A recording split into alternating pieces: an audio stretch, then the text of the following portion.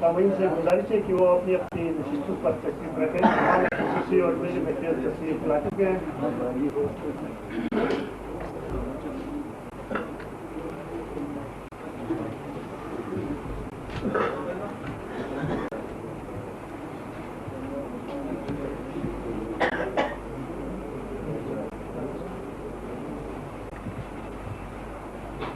جیسا کہ آپ کو معلوم ہے کہ اس تقریب کے مہمان خصوصی یہاں وحید الدین صاحب ڈپٹی کمشنر گلگت ہیں، جو ہماری خصوصی دعوت پر یہاں تشریف لا چکے ہیں. ان کے بارے میں اتنا بتا دینا کافی ہے کہ آپ بڑے خوش اخلاق، انسان دوست اور نہایت کھرے اور صاحب انسان ہیں، اس لیے ان کی ہر بات اچھی لگتی ہے.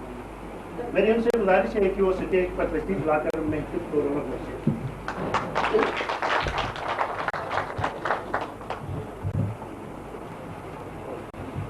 اس تقریب کے میر محفل پروفیسر عثمان صاحب ہیں. پروفیسر صاحب عدل شمال کے علمی اور ادبی حلقوں میں محتاج تعارف نہیں. تقریباً 18 کتابوں کے مصنف ہیں. قومیتوں کے حوالے سے ان کی ایک ضخیم کتاب عنقریب منظر عام پر آنے والی ہے. پروفیسر صاحب سے میری گزارش ہے کہ وہ بھی اسٹیج پر تشریف لے آئیں.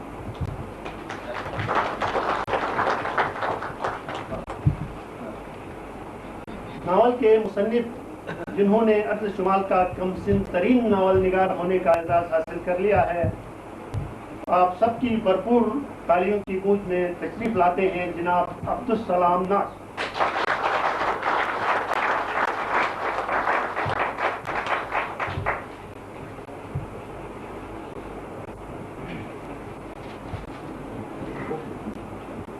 سعید فاضل شاہ صاحب نقوی صاحب کی ہم جہت شخصیت سے کون نہ واقف ہے.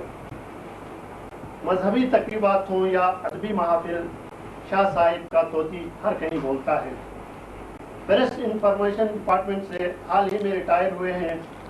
بڑے آزاد خیال اور نرم مزاج انسان ہیں. میری استدعا ہے کہ وہ اسٹیج پر تشریف لا کر پین کی نمائندگی فرمائیں.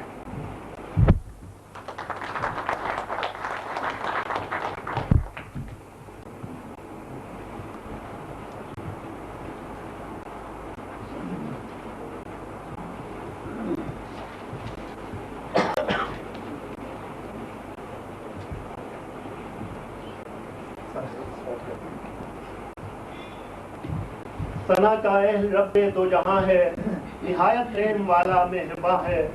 کنارہ ہی نہیں لطف خدا کا، وہی مالک ہے بس روز جزا کا. عبادت تیری کرتے ہیں عہد ہم، طلب تجھ ہی سے کرتے ہیں مدد ہم، ہماری درگزر یا رب عطا کر، تو راہ راست ہم سب کو عطا کر، دکھا وہ راستہ جو کھو گیا ہے، تیرا انعام جن پر ہو گیا ہے، دعا تجھ سے یہی کرتے ہیں ہم سب، نہ کر شامل غضب والوں میں یا رب۔ مہمان خصوصی جناب میاں وحید الدین صاحب، میر محفل پروفیسر عثمان علی صاحب، جناب سید فاضل شاہ نقوی صاحب، ناول نگار عبدالسلام ناز صاحب اور سامعین عزیز وقار، السلام علیکم۔ میں پبلشنگ ایکسٹینشن نیٹ ورک یعنی پین کی جانب سے آپ سب کو خوش آمدید کہتا ہوں۔ آپ کو یہ بتاتا چلوں کہ آج کی یہ تقریب حمد و نعت سے شروع ہوگی، اس کے بعد مہمان خصوصی ناول کی رونمائی فرمائیں گے، مصنف کا تعارفی خاکہ پیش کیا جائے گا اور مصنف اپنے تاثرات سے بھی نوازیں گے۔ معروف شعراء اور دانشور ناول کے حوالے سے اپنے آراء اور کلام پیش کریں گے۔ آخر میں مہمان خصوصی اور میر محفل فردن فردن اپنے ذریع خیالات کا اظہار فرمائیں گے۔ تو غنی از ہر دو عالم من فقیر، روز محشر عذرہائے من پذیر، گر تم می بینی حسابم ناگزیر، از نگاہ مصطفیٰ پنہا بگیر۔ نعت رسول مقبول صلی اللہ علیہ وآلہ وسلم کے لیے درخواست گزار ہوں صاحب زادہ نعیم چشتی سے کہ وہ آئیں اور نعت رسول مقبول پیش کرنے کی سعادت حاصل کریں۔ صاحب زادہ نعیم چشتی صاحب۔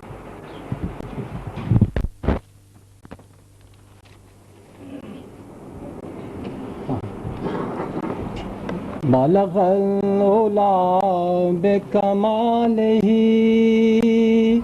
کشف الدجا بجمالہ، حسنت جمیع خصالہ، صلو علیہ وآلہ۔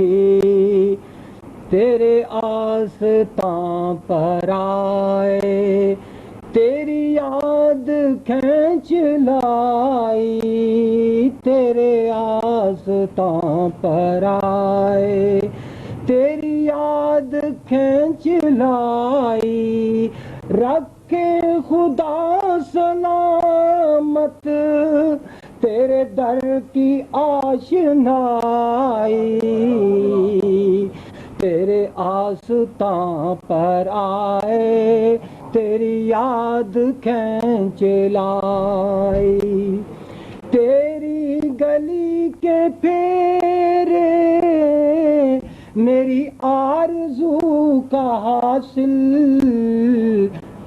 تیری گلی کے پھیرے میری آرزو کا حاصل، تیرے غم سے آشنا ہوں یہ ہے میری پارسائی، تیرے آستاں پر آئے تیری یاد کھینچ لائی، کبھی جو لڑکھڑایا کبھی میں جو ڈگمگایا، کبھی جو لڑکھڑایا کبھی میں جو ڈگمگایا، تیری مست نظر ہی مجھ کو پھر تھامنے آئی، تیرے آستاں پر آئے تیری یاد کھینچ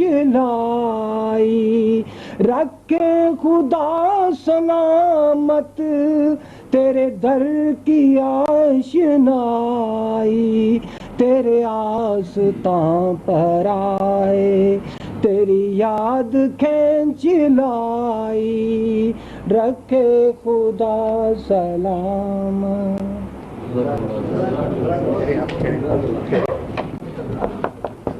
سامعین محترم، آج کی اس شاندار تقریب کے دوران اگر ہم نے اپنے مصنوع اور کارگل کے ان شہداء کو یاد نہیں کیا تو بڑی زیادتی ہوگی جنہوں نے وطن عزیز کی دفاع کے لیے اپنی جانوں کا نذرانہ پیش کیا، جن کی قربانیوں کے طفیل آج ارض پاک کے ارباب بست کشاد عرض شمال کی طرف نہ صرف متوجہ ہوئے ہیں بلکہ مائل بکرم نظر آتے ہیں۔ میں صاحبزادہ نعیم چشتی سے ایک بار پھر استدعا کروں گا کہ وہ کارگل کے شہداء کے لیے فاتحہ خوانی فرمائیں۔ الحمدللہ رب العالمین اللہ حد اللہ صلی اللہ علیہ وسلم ربنا حینا میتنا شہدنا غائبنا سوئدنا۔ یا اللہ جتنے میں مجاہدین شہید ہو گئے ان کو جنت الفردوس میں اعلیٰ مقام عطا فرما۔ یا اللہ جن جو بچے جوان فوجی شہید ہوئے ان کو جنت الفردوس میں اعلیٰ مقام عطا فرما، ان کے لواحقین کو صبر جمیل عطا فرما۔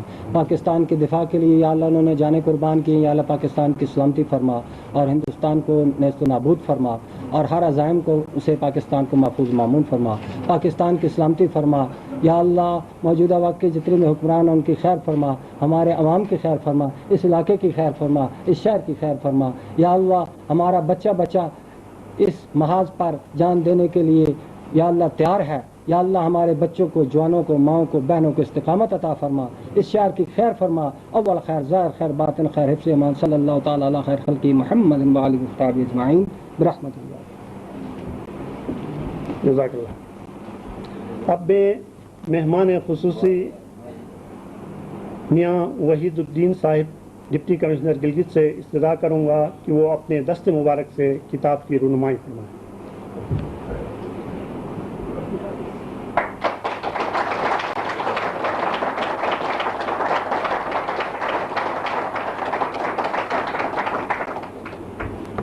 بہت بہت شکریہ مہمان خصوصی صاحب۔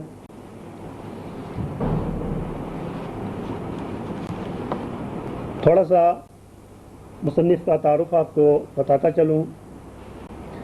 نوجوان عبدالسلام ناز پر واقعی ہم سب کو ناز ہے، جس نے سگر سنی میں ہی بہتے لہو کے دارے کے نام سے ایک ناول لکھ کر ادبی حلقوں کو چونکا دیا۔ ابھی اس نے اپنی زندگی کی 17 بہاریں بھی مکمل نہیں کی، لیکن اس کے باوجود اس نے کتاب لکھ کر اپنی صلاحیتوں کو پروان چڑھانے میں کلیدی کردار ادا کیا۔ اردو کے کم و بیش تمام نقاد اس بات پر متفق ہیں کہ سب سے پہلے ناول نویس مولوی نذیر احمد ہیں۔ اردو میں ناول کی ابتدا 19ویں صدی کے نصف آخر میں ہوئی۔ مولوی نذیر احمد نے قصہ کہانی کو دلچسپ پیرائے میں اصلاح کا ذریعہ بنایا، جو آگے چل کر ناول کی بنیاد بنا۔ 1857 کا انقلاب ہماری ادبی تاریخ کا بھی ایک اہم انقلاب ثابت ہوا۔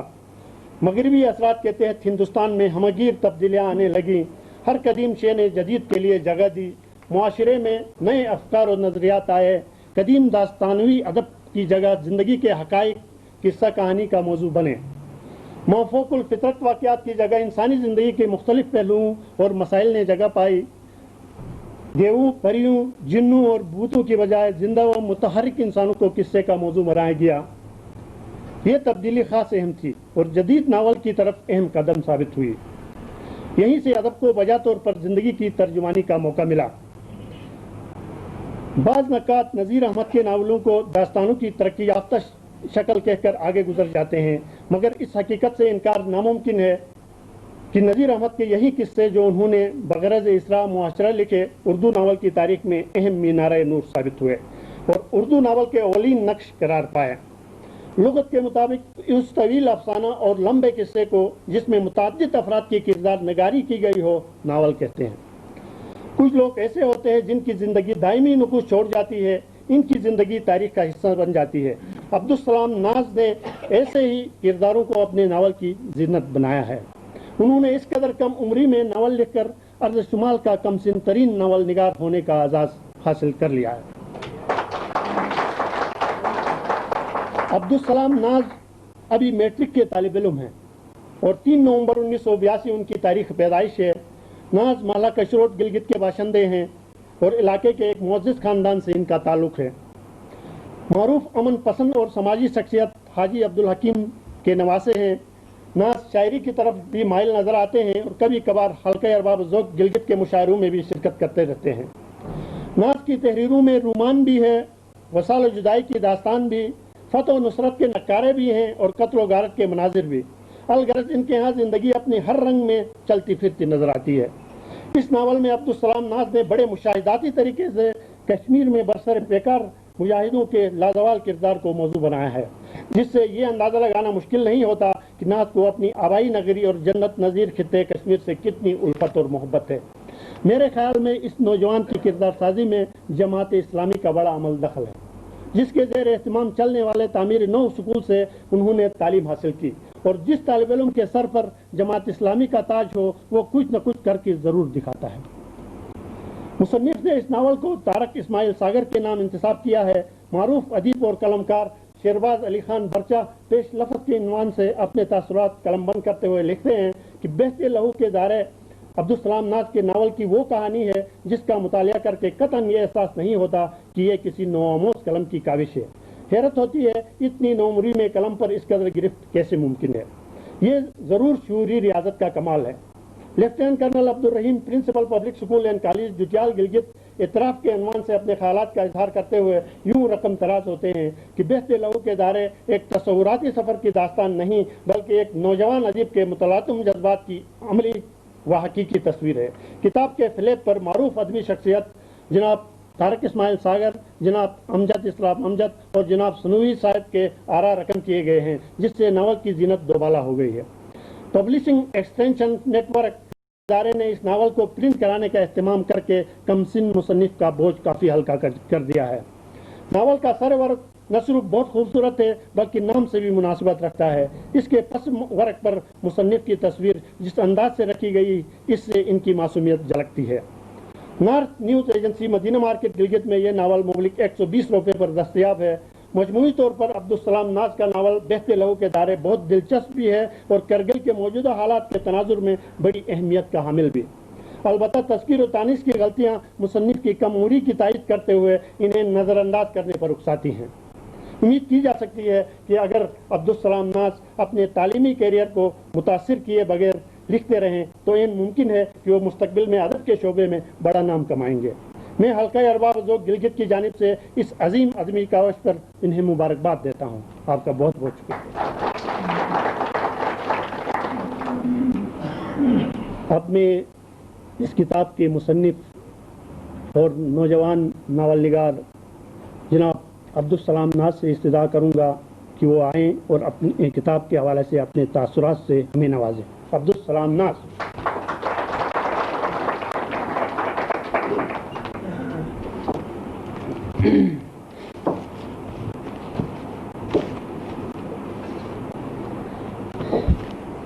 نحمده ونصلي على رسوله الكريم اعوذ بالله من الشيطان الرجيم بسم الله الرحمن الرحيم اقرأ باسم ربك الذي خلق خلق الإنسان من علق اقرأ وربك الأكرم الذي علم بالقلم علم الإنسان ما لم يعلم۔ پڑھ اپنے پروردگار کے نام سے جس نے عالم کو پیدا کیا، جس نے انسان کو خون کی پھٹکی سے بنایا۔ پڑھو کہ تمہارا پروردگار بڑا کریم ہے، جس نے قلم کے ذریعے سے علم سکھایا اور انسان کو وہ باتیں سکھائیں جس کا اس کو علم نہ تھا۔ جناب صدر مجلس، معزز مہمانان کرام، برادران عزیز اور میرے ہم سفر ساتھیوں، اگرچہ بت ہیں جماعت کے آستینوں میں، اگرچہ بت ہیں جماعت کے آستینوں میں، مجھے ہے حکم اذاں لا الہ الا اللہ۔ انا الحق کہنے والے سرخرو ہیں، صلیبوں کے حوالے سرخرو ہیں۔ خاموشی چیختی ہے میرے اندر، زبانیں رکھنے والے سرخرو ہیں۔ وفاؤں کے کئی پیکر ابھی تک گلے میں توک ڈالے سرخرو ہیں۔ کمال ان کا ہے جو اس عہد میں بھی انا اپنی سنبھالے سرخرو ہیں۔ آج ایک ناول نگار کی حیثیت سے آپ کے سامنے محو گفتگو ہوں، جو ادب کا ایک غبی طالب علم ہے، جو الفاظ کی اور خیالات کی عمیق گہرائیوں میں چلا جانا نہیں جانتا، جو ادب کے اصل نبات سے آگہی بھی نہیں رکھتا، اور یوں ہی آپ کے سامنے کھڑے اپنے ٹوٹے پھوٹے اور بکھرے الفاظ کو سمیٹنے کی ہمیں جسارت کر رہا ہے، اس لیے تقصیر معاف فرمائیں۔ سب سے پہلے تو میں اپنے معزز مہمانوں کا ایک بار پھر شکریہ ادا کیے بغیر نہیں رہ سکتا کہ جنہوں نے اپنے قیمتی وقت میں سے چند لمحات ہمارے لیے ایک وقف کر کے اس مجلس کی رونق کو نہ صرف دوبالا کیا ہے بلکہ ہماری حوصلہ افزائی بھی فرمائی ہے، ہمارے جذبات اور حوصلے کے گھوڑوں پر مہمیز دی ہے، ہمارے احساسات اور محسوسات کی کچی دیواروں کو وسعت تعمیری بخشی ہے، ہمارے محرکات اور تحریکات کی سوچ اور تصور کی دنیا کی ترقی کی فضاؤں کو رحمت و نور کا امتزاج بخشا ہے۔ ان کی یہاں تشریف آوری ہمارے لیے باعث ابتہاج ہے، جن کی آمد کے لیے ہم اختلاج کے پیراہن کو اوڑے ہوئے تھے۔ مہمانان عزیز وقار، میں اپنے معزز مہمانوں کو کبھی اس دکھ دہی کا شکار ہونے نہیں دوں گا کہ ہم نے کیسے لکھنا شروع کیا، کیا لکھا، کیسے لکھا۔ یہ امر حقیقت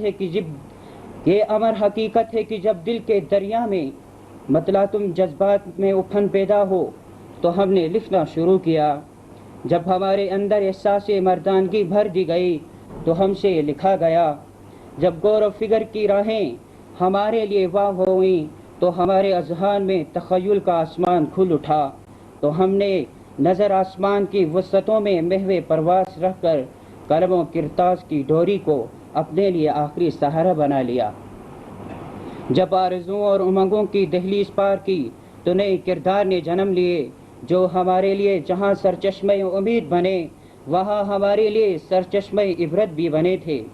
امر واقع کے تناظر میں ان حقائق کو فراموش نہ کیا جا سکا، اس لیے ہم نے سوچ کی پہنائیوں کی ابھی گہرائیوں میں ڈوب کر آسمان کی وسعتوں کو چیر کر اپنے لیے کردار کے جائزوں کو کھوجتے ہوئے ایک نئی سمت سے انہیں سمیٹتے ہوئے بالا آخر میدان قلم و کرتاس میں لا بسایا، اور جو آج آپ کی نظر میں ہے۔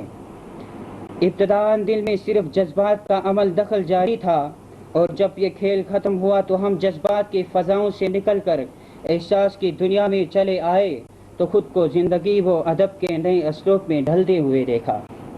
میرے اہل کرم ساتھیوں، دیکھا جائے تو موجودہ دور بہت حد تک ذرائع ابلاغ کی مٹھی میں ہے۔ ادب اور اصناف ادب جہاں اظہار کا ذریعہ ہیں وہاں ذہنوں کی تعمیر و تحریک کا کام بھی بخوبی کرتی ہیں۔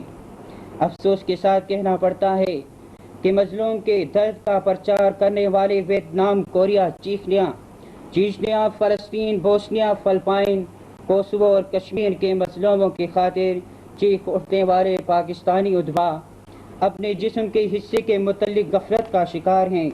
چند اہل دل حضرات کی کاوشیں اگرچہ منظر عام پہ آئے ہیں جو بے حد قابل قدر بھی ہیں، مگر یہ مسئلہ اس قدر سنگین ہے کہ مزید سے مزید کا متغاضی ہے۔ جب شعور کی دنیا میں پہلا قدم رکھا اور سوچ کی سمت کا جائزہ لیا تو ایک ہی راہ کھلی کہ تحریر کا رنگ مقصدیت کی آمیزش سے بھرپور ہو۔ تو ہمارے قلم کے لیے یہ نصب العین ٹھہرا کہ ہماری تحریریں قوم اور خاص طور پر ملت اسلامیہ کی نوجوان نسل کی ذہنی تربیت کے ساتھ ساتھ انہیں نہ صرف ملک و ملت کے خلاف برسر پیکار قوتوں، ان قوتوں کے نت نئے ہتھ کنڈوں اور ان کے طریقۂ واردات سے باخبر رکھنا، بلکہ ان کے اندر مدافعانہ طاقت کا اثر ڈال کر اپنے ہی اندر مغایرت کے پردوں کو چاک کر کے ربط و ارتباط کے تسلسل کو قائم کرنا ٹھہرا۔ یہی وجہ ہے کہ میرا پہلا ناول بہتے لہو کے دھارے کشمیر کے پس منظر میں سامنے آ گیا۔ غالباً حالات کا تقاضا بھی یہی تھا۔ وہی کشمیر میرا موضوع ہے جس کا حسن بے مثال صدیوں تک غلامی کے اندھیروں میں ڈوبا رہا، وہ سرزمین جو فردوس بروئے زمیں تھی، سینوں پر غلام نسلوں کا بوجھ اٹھائے پھرتی رہی۔ ایسا لگتا تھا کہ ظلم و طغیان کا گٹھا ٹوپ اندھیرا اس مظلوم خطے کے مقدر میں لکھ دیا گیا ہو، تب خالق و ارض و سما کو اس پر رحم آیا اور اس نے نور آزادی کی کرنیں کشمیر پر اتارنے کا فیصلہ فرمایا۔ ابتدا میں مدہم اجالوں نے محض چند دلوں کو روشن کیا، مٹھی بھر انسانوں کے لیے یہی اس نور سے منور ہوئے، پھر ان روشن ضمیروں سے کچھ اور چراغ جلے، پھر ان سے مزید ٹمٹماتے دیے روشن ہوتے چلے گئے، لیکن کسی کے وہم گماں میں بھی یہ بات نہ آئی تھی کہ یہ مدھم چراغ کہ جن سے چند بستیوں کے چند گھر ہی بمشکل روشن ہونے ہیں، ساری بستیوں میں روشنی کا سیلاب لے آئیں گے۔ لیکن اللہ کی رحمت آئی تو زمانے نے دیکھا کہ نور ایمان سے روشن یہ چراغ کس طرح انقلاب آفرین بن گئے۔ یہ حریت کا نور پھیلانے والے چراغ جل کر بھڑکے اور بڑک کر جلے اور اسے جلے کہ وادی کی شب تاریک کا سینہ چیر ڈالا اور اس کو صبح روشن کے لیے باعث رشک بنا ڈالا۔ بہتے لہو کے دھارے میں انہیں چراغوں کا تذکرہ کرنے کی کوشش کی ہے کہ جن کے دم قدم سے آج مقبوضہ کشمیر کے در و بام روشن ہو رہے ہیں، جن کو بجھانے کے لیے تیز آندیاں اٹھ رہی ہیں اور طوفانی جھکڑ چڑھ رہے ہیں، لیکن جن کی روشنی ہے کہ پھیلتی جا رہی ہے اور پورے کشمیر میں جن سے چراغاں کا سما منظر ہے۔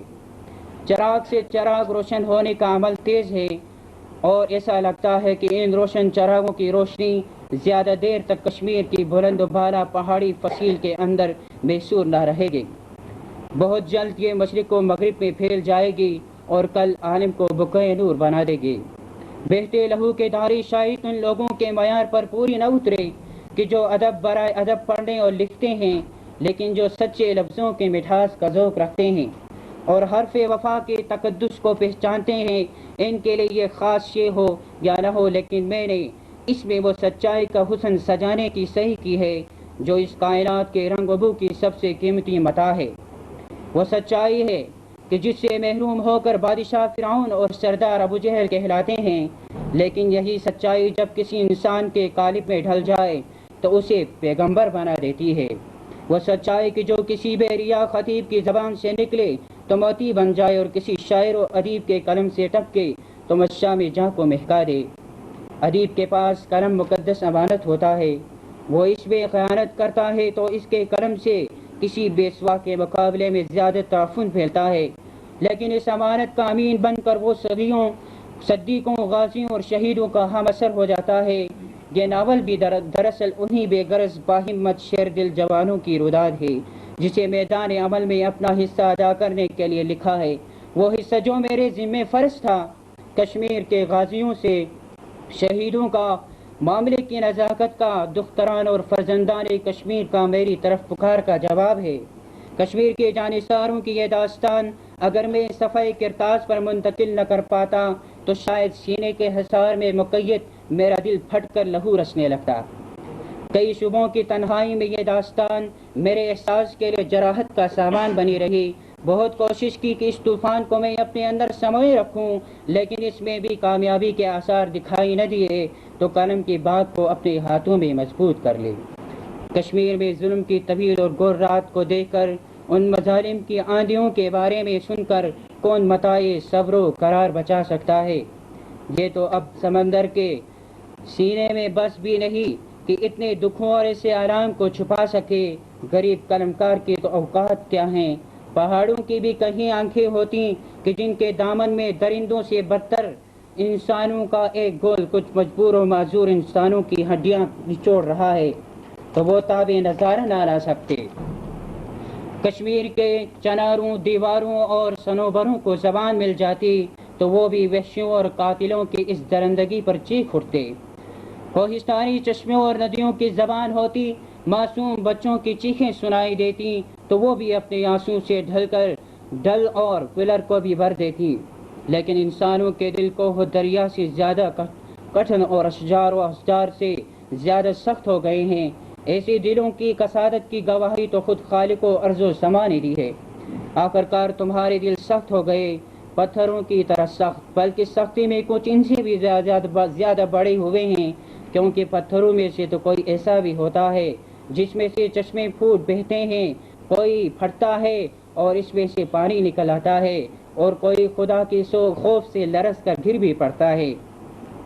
عالمی انسانیت یہ سب کچھ دیکھ رہا ہے اور سن بھی رہا ہے، لیکن جدید دور کے معیارات بدل گئے ہیں، ضمیر کا پیمانہ بھی تبدیل ہو گیا۔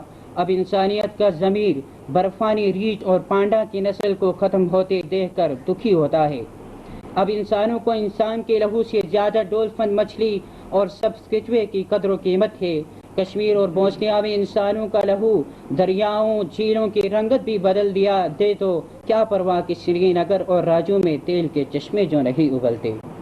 مجھے معلوم ہے کہ اس وقت ساری دنیا ایک طرف اور میرے کشمیر کے غازیوں اور شہیدوں کا کارواں دوسری جانب، تابوت کی ساری ٹیم ایک جانب ہے اور کشمیر کے بے بس مسلمان دوسری طرف۔ مجھے تسلیم ہے کہ کشمیریوں میں کبھی بھی رزم آرائی کا ذوق نہیں رہا، لیکن تاریخ کے تانے سہنے والے کشمیریوں نے اپنی جنگ ریزی کی تاریخ کی تلافی کر دی ہے اور جد و جہد کی ایسی مثال قائم کی ہے کہ جو آنے والی صدیوں میں آزادی کے لیے جد و جہد کرنے والوں کے لیے نمونہ ہوگی۔ کشمیریوں نے جان و مال یہاں تک کہ انہوں نے عزت و آبرو تک لٹا دیا اور لٹا کر اپنا حق ادا کر دیا ہے۔ ان کے ہاں موت سے محبت بڑھ چکی ہے اور جو قوم موت کا تعاقب کرتی ہے اسے زندگی مل جاتی ہے۔ اہل مجلس، میں آج پھر ایک نوحہ لکھنے جا رہا ہوں کہ نوحہ ہے ضمیر کی یقین کی موت کا۔ یہ نوحہ ہے ایک ارب سے زیادہ بے وزن بے وقت ماضی و حال مستقبل سے بیگانہ ہجوم مومنہ کا۔ یہ اس ہجوم مومنہ پر گناہوں کی سزا کی طرح مسلط ان کے بزدل پست و ہمت اور غلام در غلام حکمرانوں کا سوگ ہے۔ یہ دنیا بھر میں ان مسلمان علماء مفکرین اور دانشوروں کا نوحہ ہے کہ اپنے جن کے علم و دانش سے محروم اور اغیار فیض پاتے ہیں۔ یہ ان مسلم سرمایہ داروں اور جاگیرداروں کا سوگ ہے کہ جن کی آستینوں کے سانپ اس امت کے خون اور پسینے کی کمائی پر پلتے ہیں اور رسول عربی صلی اللہ علیہ وآلہ وسلم کی اسی امت کے ہزاروں بچے بھوکوں مرتے ہیں۔ یہ امت محمد عربی کا نوحہ ہے۔ میں جانتا ہوں انڈونیشیا سے لے کر مراکش تک ایک ارب انسان قیادت و سیادت سے محروم اور منزل و شعور منزل سے ناشنا لوگ جو اپنے آپ کو ایک ارب ایک رسول اور ایک قرآن کے ماننے والوں میں شمار کرتے ہیں، ان کے عقائد و اعمال اپنے دعوے سے اتنے دور ہو گئے ہیں کہ خود انہیں بھی اپنی پہچان نہیں رہی۔ گمراہی، بھوک، افلاس، غلامی اور جبر کو اس امت نے اپنا مقدر بنا لیا ہے، لیکن اس امت کا نوحہ کہنے کا بھی کوئی فائدہ نہیں رہا۔ رونے سے بگڑتے ہوئے نصیب کہیں سنورتے ہیں، تو پھر میں آج کس کس کا رونا رہوں، کس کس کا ماتم کروں؟ یہ نوحہ ان اہل قلم کے لیے ہے جو مر گئے، سو گئے، جن کے قلم ٹوٹ گئے ہیں، زنگ آلود ہو گئے ہیں، ہاتھ شل ہیں، آنکھیں بے نور ہیں، حواس مختل ہیں، زبانیں بے آواز ہیں، دماغ زندہ دل مردہ ہیں، جن کی غیرت مر گئی، ضمیر سو گیا ہے، جو پیٹ سے سوچتے ہیں اور معدے سے لکھتے ہیں۔ ہاں ان شاعروں، ادیبوں، اہل دانش صحافیوں اور نقادوں کا نوحہ ہے کہ بوسنیا کی چیخیں، کشمیر کا لہو اور فلسطین کے آنسو جن کو متاثر نہیں کرتے، جن کے قلم سے کشمیر میں آگ میں جل بن کر خاک ہونے والوں کے لیے روشنائی کا کوئی آنسو نہیں ٹپکتا۔ دنیا کے عارضی مفادات حاصل کرنے کے لیے اپنے آقایان ولی نعمت کے دن رات مدح خواہ رہتے ہیں، مگر ان شہیدوں کو خراج پیش کرنے کے لیے وہ کبھی کوئی ترانہ نہیں لکھتے، جو ان کے بچوں کی میٹھی نیند کی خاطر جاگتے اور ان کے خوشحال مستقبل کی خاطر اپنے حال کو نچھاور کر کے اپنی نیند سو جاتے ہیں۔ دیدہ تر یہ وہاں کون نظر کرتا ہے، دیدہ تر یہ وہاں کون نظر کرتا ہے، کاسے چشمے خوناب جگر لے کے چلو، اب اگر جاؤ پیے غرض و مطلب ان کے حضور، دست و کشکول نہیں کاسے سر لے کے چلو۔ سامعین کرام، میں آخر میں ان حوالوں سے اپنی تقریر کو اختتامی شکل دے رہا ہوں۔ جن شخصیات نے میری کتاب کے لیے تاثرات اور تقریرات قلم بند کی ہیں اور اپنے نیک مشوروں سے آگاہ کیا ہے، ان میں جناب طارق اسماعیل ساگر صاحب، جناب امجد اسلام امجد، شیرباز علی خان برچہ، لیفٹیننٹ کرنل عبدالرحیم، محمد یونس سنوی، مظفر علی ظفر اور احسان شاہ شامل ہیں۔ ان میں احسان شاہ صاحب سر فہرست ہیں کہ جنہوں نے ادبی سفر میں میری ہم رکابی میں میرے لیے ادب کی نئی راہیں کھول دی ہیں اور جو میرے لیے تعلیق کی حیثیت رکھتے ہیں۔ اس کے علاوہ میں پبلشنگ ایکسٹینشن نیٹ ورک کے اراکین کا بھی بے حد شکر گزار ہوں کہ جن کی بہترین معاونت سے میری ناول کتابی شکل میں منظر عام پر آئی آخر میں ایک بار پھر اپنے معزز مہمانوں کا شکریہ ادا کرتے ہوئے ان اشعار سے اپنی تقریر ختم کرتا ہوں۔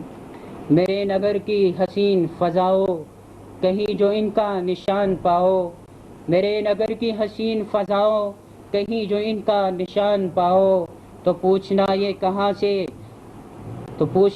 کہاں بسے ہیں او، کہاں ہے ان کا قیام لکھنا، کھلی فضاؤں میں سانس لینا ابس ہے اب تو گٹھن ہے ایسی، کہ چاروں جانب شجر کھڑے ہیں صلیب صورت تمام لکھنا۔ والسلام۔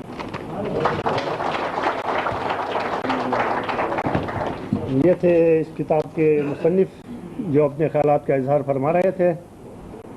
میری مقالہ نگار حضرات سے استدعا ہے کہ وہ وقت کا خیال رکھیں اور اپنے تاثرات اور تبصرے مختصر سے مختصر کرنے کی کوشش کریں۔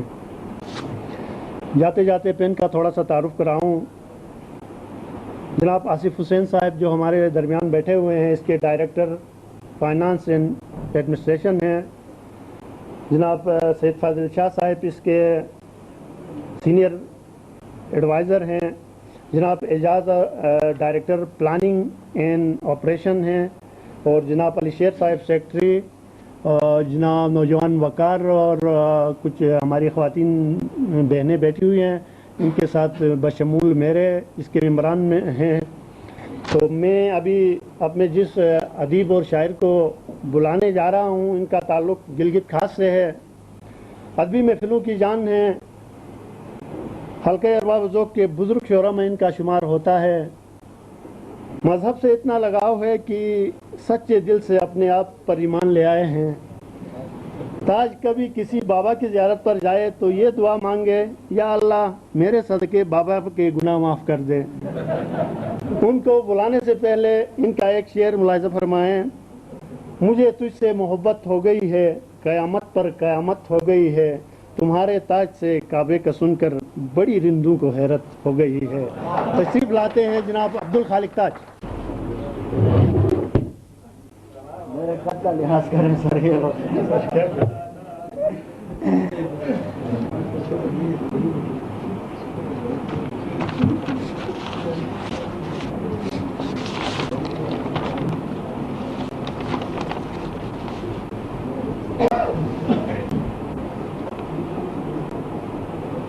مہمان خصوصی، میر محفل، صاحب کتاب اور دیگر معزز حاضرین، چونکہ دکھی صاحب نے کہا کہ بھائی کبھی کبھار بیچ میں ایک آدھ جو ہے شعر بھی کہتے رہیں گے، شعراء کو بلایا انہوں نے، یاران حلقہ ارباب لوگ یہاں بیٹھے ہیں، تو میں پوری غزل تو نہیں، تھوڑا سا رد عمل کے طور پر ایک کتاب میں نے لکھا ہے، رد عمل اس کا نام کہہ سکتے ہیں آپ۔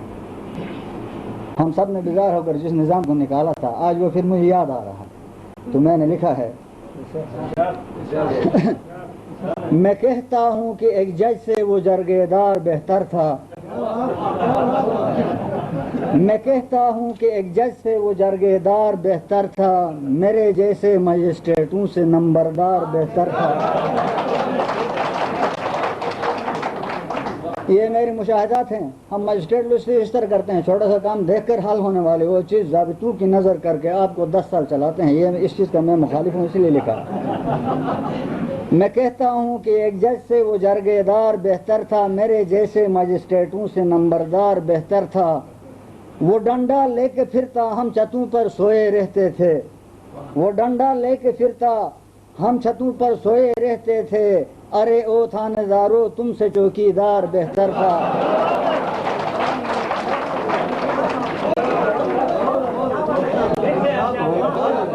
یہاں میرے سینئر لوگ بیٹھے ہیں سر، ہم لوگ ایک زمانے میں یہاں بجلی نہیں تھی، چھتوں پہ سوتے تھے گرمیوں میں بلا خوف و خطر، کبھی کوئی کچھ بھی نہیں ہوا۔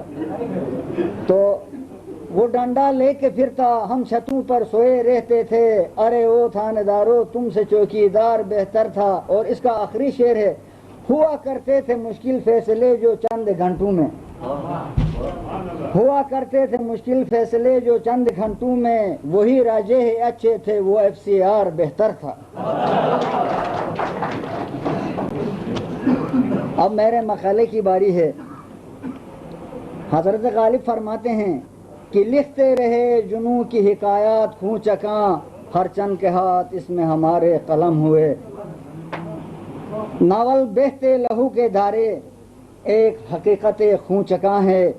کتاب کا ٹائٹل ہی فاضل مصنف عبدالسلام ناز کے اندر پوشیدہ فنکارانہ صلاحیتوں کا مظہر ہے۔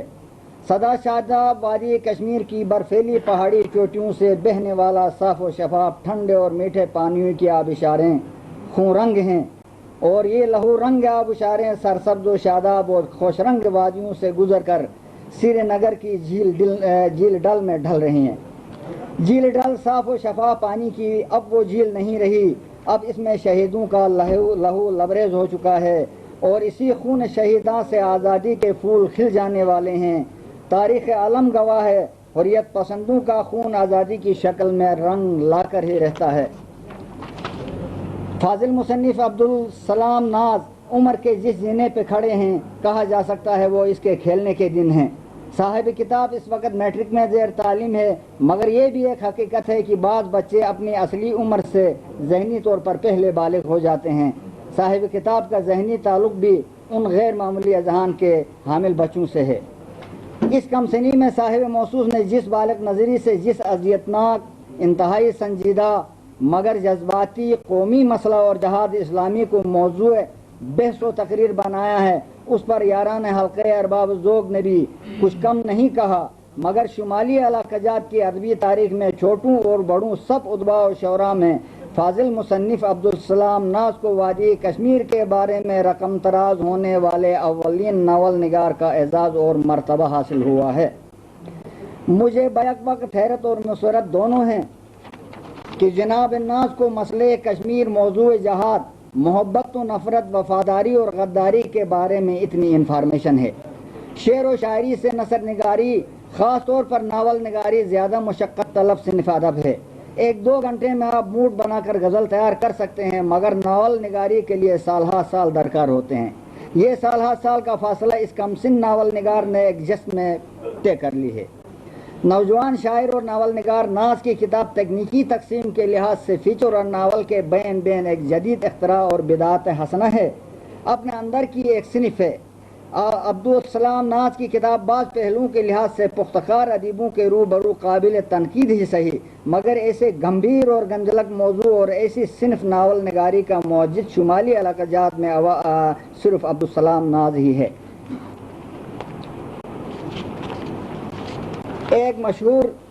ایک شخص جو بچپن اور لڑکپن کے درمیان نو مین لینڈ پر کھڑا ہے، اپنے اندر اس قدر سوز جگر اور مختلف موضوعات کے بارے میں اتنی اطلاعات بہم رکھتا ہے۔ جناب ساگر صدیقی کہتے ہیں، فقیر شہر نے تہمت لگائی ساگر پر، یہ شخص درد کی دولت کو عام کرتا ہے۔ عبدالسلام ناز درد کی دولت سے مالا مال ایک نوجوان قلمکار ہے، اور یہی دولت وہ ملک بھر میں بانٹنا چاہتے ہیں۔ جناب ناز نے 20 ہندو اور مسلم کردار چنے ہیں، ان میں زنانہ، مردانہ، ہندوانہ، مسلمانہ، غدارانہ اور وفادارانہ ایک دوسرے کی ضد کرداروں کو نہایت موزونیت کے ساتھ نبھایا گیا ہے۔ اب آپ غور کیجئے، زنانہ، مردانہ، ہندوانہ، مسلمانہ، تمام کرداروں کے متضاد اور متصادم عقائد اور جذبات عبدالسلام ناز نے اپنی فنکارانہ صلاحیتوں کو بروئے کار لا کر اپنے وجود کے اندر جس سلیقہ مندی سے ترتیب دیا اور پھر زیب قلم و کرتاس کیا، اس پر ہم سب حیرت پسندوں کو ناز ہے، حریت پسندوں کو ناز ہے۔ ہندو میجر شندر کا ظالمانہ رویہ، سیف کا غدارانہ رویہ، مولوی عبدالغفور کا عالمانہ رویہ، کمانڈر زعفران کا حریت پسندانہ رویہ، حنیف اور اس کے والد کامران کا مجاہدانہ رویہ اور شوق شہادت، آنسہ اور حنیف کی پاک محبت اور حنیف کی والدہ فاطمہ کا صابرانہ رویہ، ایسے تمام موافقانہ اور مخالفانہ محبت و نفرت کے جذبات کی کیفیت اپنے اوپر طاری کرنا اور انہی جذبات میں مستغرق ہو کر ہر کردار کے حصے کے جذبات سے بھرپور مکالمے بازی تحریر کرنا کسی کجفہم، کم علم اور فنکارانہ جذبات اور صلاحیتوں سے عاری کسی شخص کے بس کی بات نہیں ہے۔ اور پھر کام اور کردار کی مناسبت سے منظرنامہ تحریر کرنا یا پھر منظرنامہ کے مطابق کرداروں کا تخلیق کرنا ہر کس و ناقص کے بس کی بات بھی نہیں۔ فاضل نامہ نگار नावल निगार हनीफ और आनिसा की पाक मोहब्बत का प्लाट यूं बनाते हैं कि हनीफ और आनिसा आपस में लड़ते भी बहुत थे और दोनों को आपस में प्यार भी इतना ही ज़्यादा था। बचपन से दोनों ने एक ही तरबियत हासिल की थी, इसलिए इनके आदत और एतवार भी आपस में मिलते जुलते थे। दोनों बचपन से एक दूसरे को बेहद पसंद करते थे और एक दूसरे का ख्याल भी बहुत रखते थे। इन दोनों की मोहब्बत सरबस्ता थी, कभी कभार गायबाना इजहार भी कर लेते थे। पिछले 2 दिनों से आनिसा हनीफ के घर ठहरी हुई थी मगर जाने की तैयारी कर रही थी। अब इस दौरान नावल निगार ने मुकालमे यूं मौजू किए हैं। हनीफ, सुना है तुम जा रही हो। आनिसा, जाना तो मुझे है ही। हनीफ, अच्छा तो ऐसी बात है। आनिसा, फिर आपका क्या ख्याल था। हनीफ, मैं समझा था मजाक कर रही हो। आगे जाकर हनीफ और उसके साथियों को मुसन्निफ मेजर शंदर के हाथों गिरफ्तार कराता है और उस गैरतमंद मुजाहिद हनीफ और जालिम मेजर शंदर के दरमियान यूं मुकालमाबाजी करता है। मेजर शंदर, क्या नाम है तुम्हारा। हनीफ, फौलाद। मेजर शंदर, ये तुम्हारा कोड नाम है, असल नाम बताओ। हनीफ, मेरा नाम फौलाद ही है। मेजर शंदर, कहाँ रहते हो। हनीफ, बांडीपोरा में। मेजर शंदर, उग्रवादियों से क्या ताल्लुक है। हनीफ, तुम जिन्हें उग्रवादी कहते हो वो राह हक के परवाने हैं मेजर साहब। मेजर शंदर, मुझे सिर्फ मतलब से गरज है, तुमसे जो पूछा है उसका जवाब चाहिए, हमें मज़ीद सबक सिखाना ज़रूरी नहीं। हनीफ, मतलब हासिल करने का भी एक अंदाज होता है, इस डगर से हट कर मैं कोई जवाब देने के कायल नहीं। मेजर शंदर, तुम नहीं जानते किसके सामने बोल रहे हो। मेरे नाम से कश्मीरी जानवर भी खौफ खाते हैं। हनीफ, मैं जानता हूँ, दरिंदे से इंसान और हैवान सब खौफ ज़्यादा रहते हैं। मेजर शंदर, शट अप, मैं तुम्हें अज़ियतनाक मौत से 2-4 कर दूंगा, अंडरस्टैंड। हनीफ, राह है हक में जिंदगी और मौत की कोई अहमियत नहीं। मेजर शंदर, तुमने सिर्फ मौत का नाम सुना है, किसी को मरते हुए देखा नहीं। हनीफ, हजारों जाँ फरोशों और शहीदों को अपने इन हाथों से सुपुर्द खाक कर चुका हूँ। मेजर शंदर, तुम्हें ऐसी भयानक मौत दूंगा जिसकी तुम तस्वुर भी नहीं कर सकते। हनीफ, मेजर साहब, मौत के फैसले आसमान में हुआ करते हैं, ज़मीन में नहीं। हजरात, ऐसे जज्बाती जुमले बगैर किसी सोच जिगर के कहाँ से तख्लीक होते हैं। कमसिन नावल निगार इसी नावल में तख्लीकी सफ़र के अनवान से रकम तराज है कि कश्मीर जैसे हसास मामले पर कलम उठाने का ये मेरा पहला तजुर्बा नहीं। मैं 13 बरस की उम्र से कश्मीर के बारे में आड़ी तिरछी लकीरें खींचा करता था और ऐसी ही जज्बात रखता था जो आज किताबी शक्ल में आपके हाथों में है। साहिब मौसूफ मजीद लिखते हैं, चूँकि मेरे आबा व अजदाद की मुतअद्दिद पुश्तें वादी जन्नत नज़ीर की मिट्टी से उठी और वहीं मदफून हुई, इसलिए वादी लहू रंग से कल्बी और जज्बाती लगाव फितरी बात है। जनाब नाज के इस जुमले ने मुझे अपने मोहतरम उस्ताद मास्टर दौलत शाह की याद दिला दी है। आप सब सीनियर उसके शागिर्द हैं। उनका एक किस्सा मशहूर है। आज़ादी गिलगित बल्तिस्तान के फ़ौरन बाद ही यहाँ के उलमाए कराम ने ऐदैन और नमाज जुमा के बाद आज़ादी कश्मीर के बारे में खुसूसी दुआएँ पढ़ानी शुरू की, जो आज तक जारी हैं और आज भी उन्हीं दुआओं पर ही हमारा गुजारा है। मास्टर दौलत शाह श्रीनगर के पढ़े लिखे कौमपरस्त शख्सियत के मालिक थे। उस ज़माने में ईद की नमाज फतह बाग में पढ़ाई जाती थी, जहाँ आप डिप्टी कमिश्नर साहब का हाउस बना हुआ है। एक दफ़ा ईद की नमाज के बाद हस्ब साबिक मौलवी साहब ने आज़ादी कश्मीर के लिए खुसूसी दुआ के लिए हाथ उठाए तो मास्टर दौलत शाह मरहूम ने मौलवी साहब को 1 मिनट के लिए दुआ से रोक दिया। अचानक ही अपनी रूमी टोपी उठाकर फतह बाग के आखिरी कोने तक फेंक दी और मौलवी और मजमा दोनों से मुखातिब हुए कि दुआ पढ़ो, मेरी टोपी आकर मेरे सर पे बैठ जाए। मगर आपको पता है दर हकीकत ऐसा हो नहीं सकता। उस्ताद मोहतरम ने मौलवी साहब से कहा कि मौलवी साहब, क्यों मुसलमानों को जहाद से रोक कर दुआओं का आदी बनाते हो। जब आप सबकी दुआ से मास्टर दौलत शाह की टोपी 2 कदम से उठकर आकर सर पर नहीं बैठ सकती, तो इतना बड़ा इलाका और मसला कश्मीर आपकी दुआओं से हल कैसे हो सकता है। ये मेरा उस्ताद का वाक़या है। इसके लिए आगे बढ़कर हर महाज पर जहाद करनी पड़ेगी। साल में चंद बार दुआ पढ़ने से आज तक दुनिया का कोई मसला हल नहीं हुआ। इस पर मौलवी साहब थोड़े बहुत खफा भी हुए, मगर बात दुरुस्त थी। जहाद की बड़ी बड़ी 2 किस्में होती हैं, जहाद बिस्सैफ और जहाद बिल कलम। अब्दुलसलाम नाज बहते लहू के दायरे लिखकर आज़ादी कश्मीर की कलमी जहाद में अपना भरपूर किरदार अदा कर दिया है।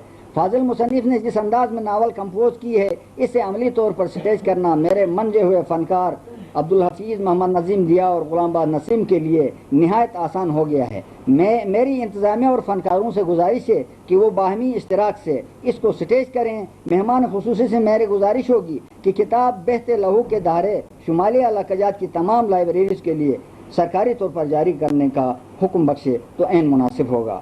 آخر میں عبدالسلام ناز اور اس کے والد گرامی اور اس کے تمام خاندان اور وہ تمام افراد جنہوں نے ناز کی کتاب کی پرنٹنگ کے دوران یا لکھنے کے دوران مدد کی ہے، سب کو مبارکباد دیتا ہوں۔ شکریہ، تھینک یو ویری مچ۔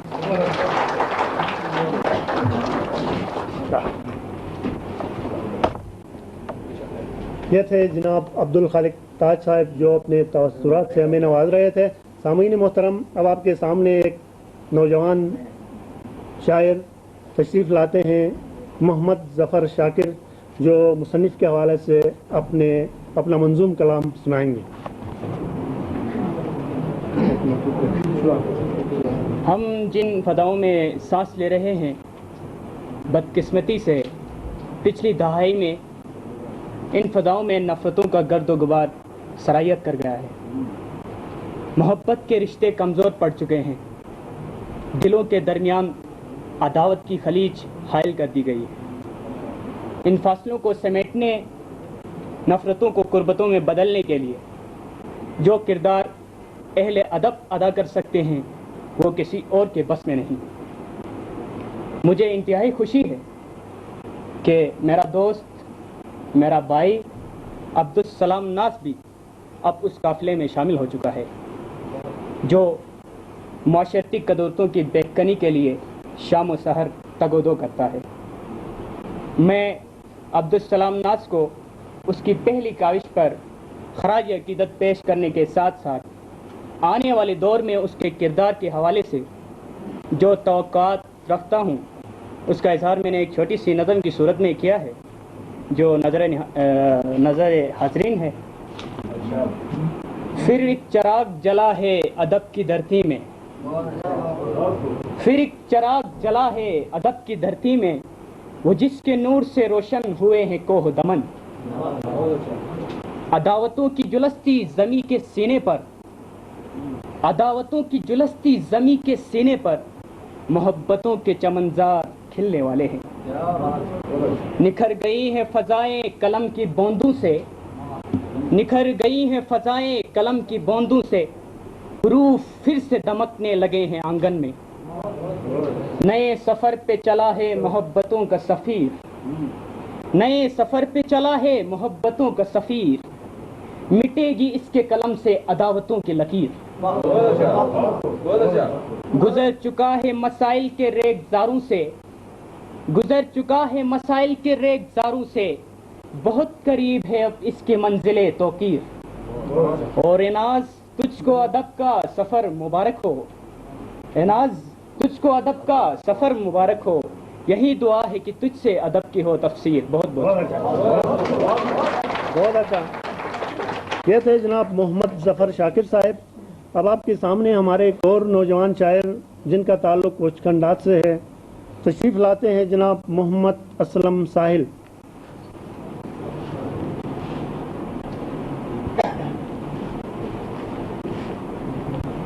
تو شاید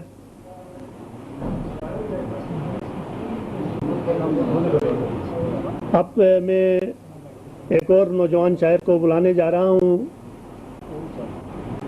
جنہوں نے برف کے صحرا کے نام سے اپنا شعری مجموعہ چھاپ چکے ہیں۔ میری درخواست ہے جناب احسان شاہ صاحب سے کہ وہ تشریف لائیں اور اپنی ایک غزل سے ہمیں نوازیں۔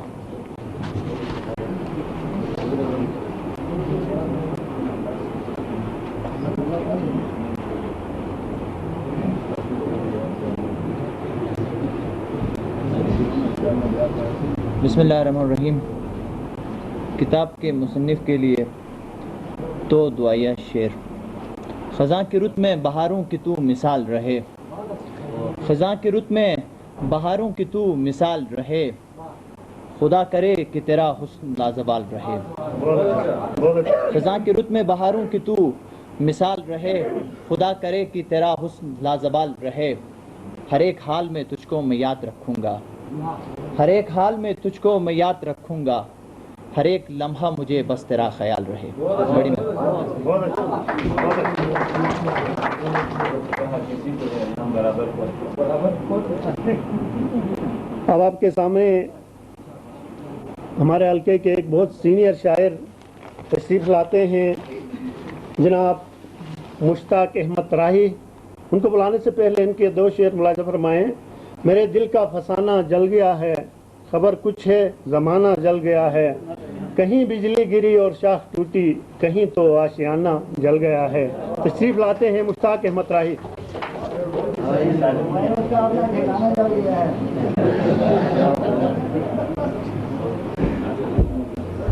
جل تو بہت کچھ کیا ہے، لیکن کس کس کا تذکرہ کریں.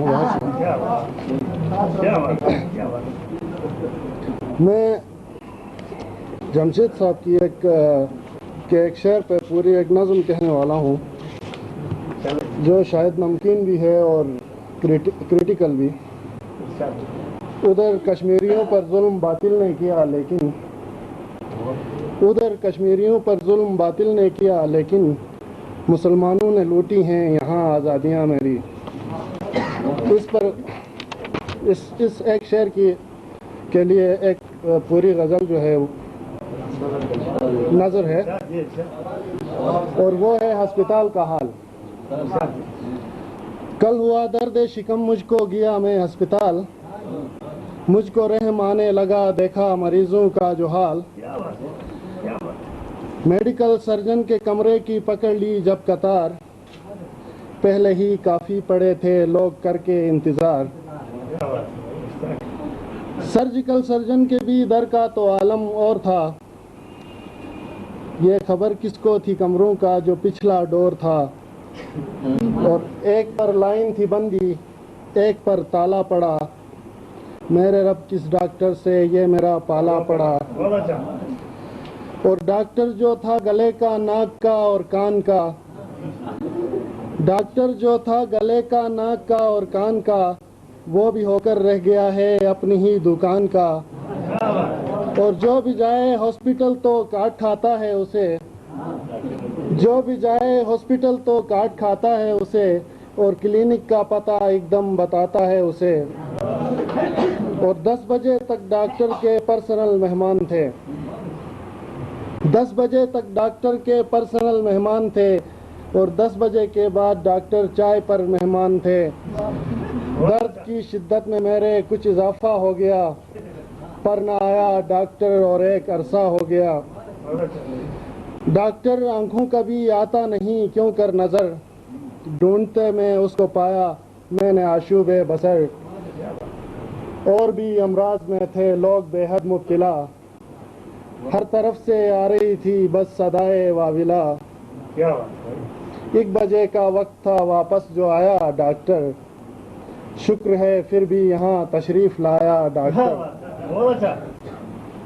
اور آگے جب ڈاکٹر دیکھا مریضوں کو 2-4، 1.5 دن کے بچ گئے بس کرتے کرتے انتظار.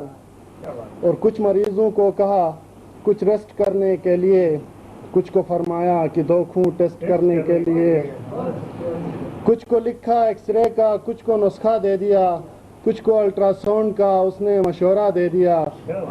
اور جو تھا معدے کی شکایت لے کے یہاں آیا ہوا، اس کو گردے کی دوائی دے کے بہلایا گیا. جو تھا معدے کی شکایت لے کے یہاں آیا ہوا، اس کو گردے کی دوائی دے کے بہلایا گیا. اور میری باری آ گئی لے کے گیا درد شکم، میری باری آ گئی لے کے گیا درد شکم، مجھ کو بلوایا کلینک رکھ لیا میرا ورم. اور جب گیا ان کے کلینک کر لیا اتنا کرم، معذرت کے ساتھ ڈاکٹر صاحب، جب گیا ان کے کلینک کر لیا اتنا کرم، بل دیا اتنا بنایا راہی ملک عدم. بہت خوب، بہت خوب مشتاق احمد راہی صاحب.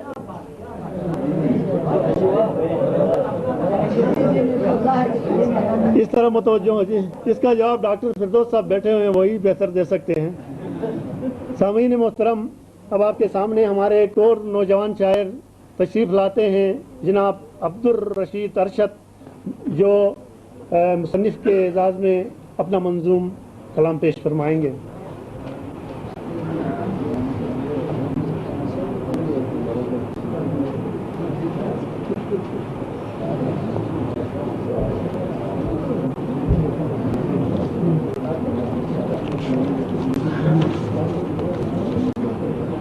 شمالی علاقات کے کمسن مصنف پہلے ناول نگار اور شاعر عبدالسلام ناز کی شان میں چند ٹوٹی پھوٹی محبتیں۔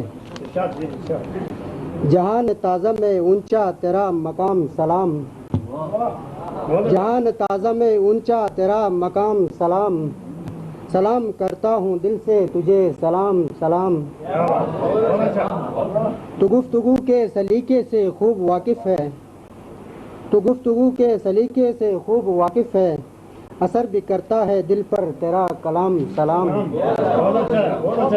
تو گفتگو کے سلیقے سے خوب واقف ہے، اثر بھی کرتا ہے دل پر تیرا کلام سلام۔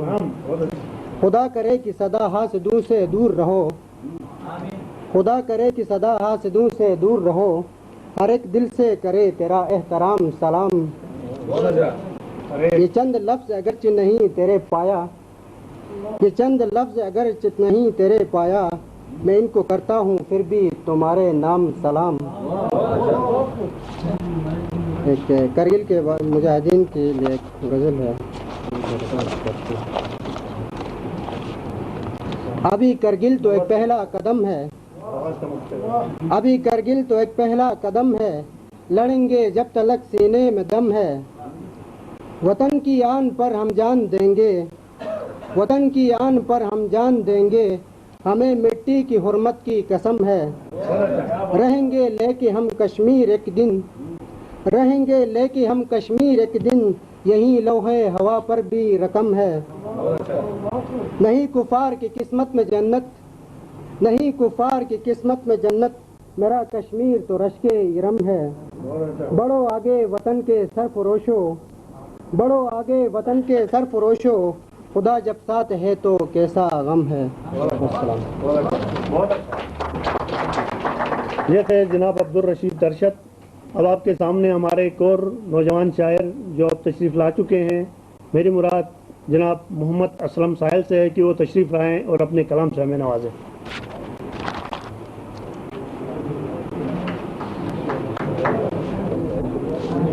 احمد فراز صاحب کی غزل سے انسپائر ہو کے کچھ شعر لکھے ہیں، ان کے جو آپ کی تجدید وفا کا نہیں امکان جانا، اس کے اوپر ہے۔ کھو کے سب کچھ نہ ہوا پھر بھی پشیماں جانا، مانگ کر دیکھ لے حاضر ہیں دل و جان جانا،